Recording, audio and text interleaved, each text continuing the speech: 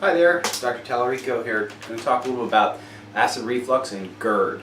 So one of the things that people think, or one of the things I hear very often is, I developed acid reflux because I just have so much acid in my stomach. And so what I have here is a graph. And what this graph really shows is where acid levels are as a person ages. So if we look here, here's the age, 11 to 20 years old. They have the highest level of acid in their stomach. And then as time goes on, we see it go down. So if high acid levels were the reason that people develop acid reflux or GERD, then all these 11 to 20-year-old kids would be developing GERD. But in fact, here's really the beginning incidence of this problem. So we have almost no incidence, and then all of a sudden we start to see it. So this is called an inverse relationship. And in fact, if we look here, when all this stuff begins to happen, the most cases of GERD and acid reflux occur as acid levels are dropping. And that's kind of like a that's an inverse relationship. Yet, this is where you'll be treated. This is where you're going to be given medications to lower hydrochloric acid, which is the acid that your stomach makes. And the reason that that acid is there is really, really important. It sterilizes the contents of your stomach. So when you eat things, the acid kills things like bacteria, virus, other organisms, parasites and things. But more importantly, it digests things. And so it helps to digest your proteins, breaks them down into the amino acids, and it liberates the minerals. So when you eat foods that contain calcium, for example, the hydrochloric acid enables that calcium to be pulled out of that food and then to be digested and used. So if you take away acid, what do you suppose might happen with those types of things? Okay? So this is a real important thing to understand. You don't have too much acid. In fact, a lot of reflux, a lot of GERD happens because the stomach acidity has gone down. And then you're going to go, what? What is this guy talking about? Well, it turns out that the hydrochloric acid creates a chemical signal that causes the top little valve in your stomach, called the lower esophageal sphincter, to close. If that sphincter is completely closed, no acid gets on your esophagus, and therefore you don't get GERD or gastroesophageal reflux disease. In fact, you could have a stomach full of acid and stand on your head and not get GERD or not get reflux if that sphincter is doing what it's supposed to do. And again, the big chemical trap, the big chemical signal is hydrochloric acid. So we need to look at some of the reasons why this is occurring, and it occurs in a very high amount. And then we're going to also talk about some of the side effects that occur when you use these types of medications to lower your acidity. But first we got to establish you need that acid. It needs to be there. It's doing a very important job. Okay, so one of the things that happens is over time the acidity goes down, and that causes the sphincter to stay open. With that sphincter open, even a few drops of acid from your stomach getting on your esophagus is going to cause heartburn. It's going to cause something because the esophagus doesn't have the bicarbonate mechanism that the stomach has to neutralize that acid. So the esophagus is very susceptible to damage. And so the thinking is we're going to protect the esophagus from damage by taking away the acidity. But then we're kind of leaving off this part where it says, wait, this acidity is actually doing something that's very important. We need acid to do lots of things. So let's run down a few things, a few signs of low stomach acidity first. First one would be when you eat, if you get a lot of bloating or belching or gas. You also may have weak fingernails. You may have some rosacea, some redness in your face. You may have a lot of intestinal infections. You may be susceptible to a lot of diarrhea, you may have some undigested food in your stool, or you may just have like sick stomach, dysbiosis all the time. Those are some signs that you have low stomach acid. And now here are some things that are probably going to be shocking. Here's some of the diseases that people have that are hallmarked with low stomach acidity. Addison's disease, acne, asthma, celiac disease, rosacea, autoimmune diseases, diabetes, eczema, Graves' disease, rheumatoid arthritis, multiple sclerosis, hepatitis, lupus, osteoporosis, hives, and ulcerative colitis. You can probably throw in there irritable bowel syndrome too, because sometimes irritable bowel is kind of marked by some dysbiosis as well, where you're not really doing a good job digesting. So hydrochloric acid is super important, and it initiates some of the other phases of digestion. So after you eat foods that contain fats, carbohydrates, and proteins, you need different enzymes, and they're called pancreatic enzymes, that help to break down the food all the way. So HCl, hydrochloric acid, initiates that chain of events. And so if you don't have enough HCl, your regular digestion in terms of your pancreatic lipase, amylases, and proteases, they don't work as well either. So in general, you can develop some deficiencies of some very, very key nutrients if you don't have enough stomach acidity. One of them is going to be B12. And the reason that is B12 comes bound to proteins when you eat it. And so when you try to break that apart and you don't have an adequate hydrochloric acid to stimulate something called pepsin, you can't break that apart and then have the intrinsic factor pick up the B12. So you develop some problems with B12.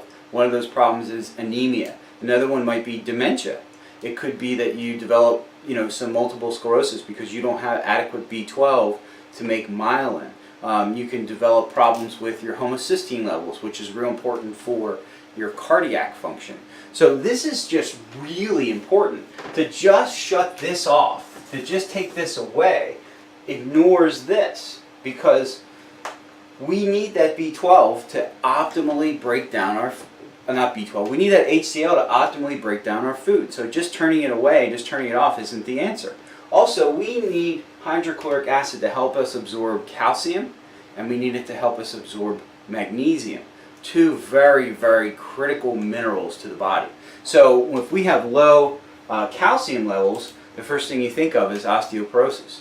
That's exactly right. If you can eat and swallow as many calcium pills as you want, but if you can't digest and assimilate that calcium, you're not going to get the benefits of it. Okay, so that's really important. The other one is magnesium.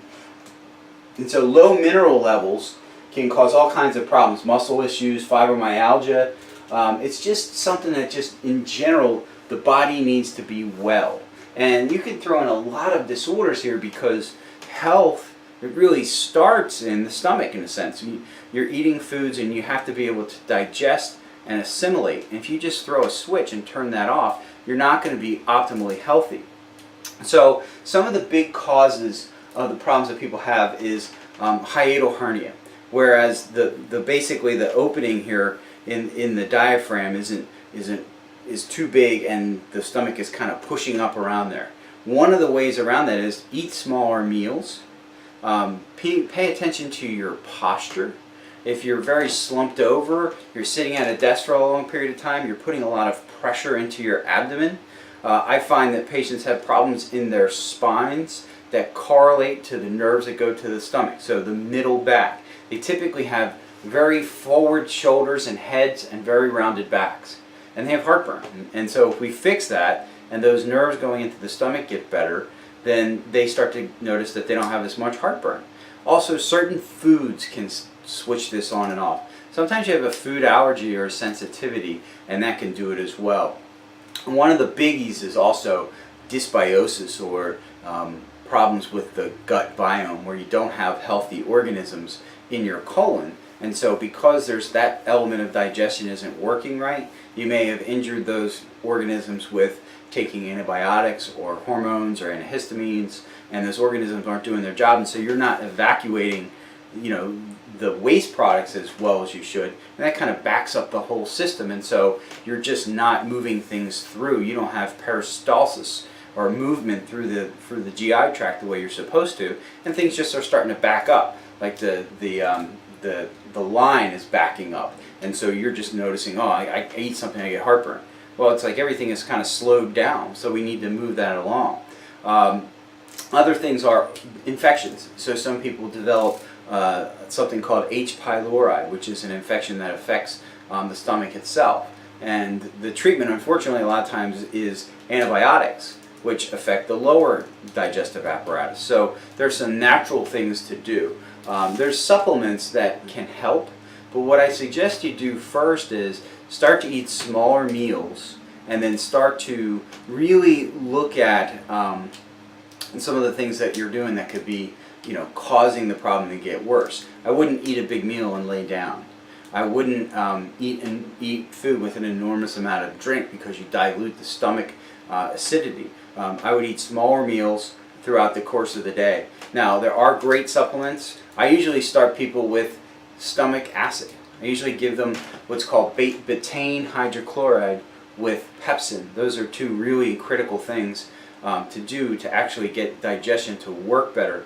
But the answer isn't just taking a bunch of supplements. It's really looking at how do we get people well through diet and lifestyle modifications. So it's a really important topic, and it's just something that it kind of bugs me because a lot of people are doing this, and then we're seeing people as they age, as they get older, they develop all of these different health problems, and they don't even think about that it could be linked to their digestion and their poor digestion going on here. So really begin to drill down on this and think about what we can do to do better. If you need some help in terms of digestion, you can also take enzymes themselves, like some pancreatic enzymes or a multi-phase enzyme with hydrochloric acid, which is called betaine HCl.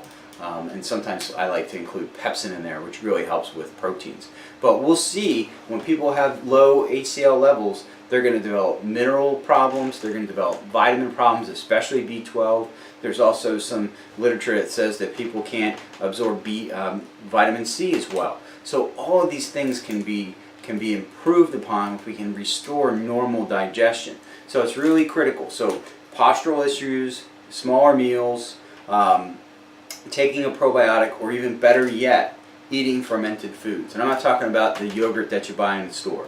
I would rather see you eating or drinking something like a kombucha, or some good sauerkraut that, like grandmom used to make, or some good fermented foods. Most of the commercially available yogurts offer very little in terms of organisms. They're just really loaded with sugar, and it's one of these foods that people eat when they think it's healthy, but it's really not that healthy for you.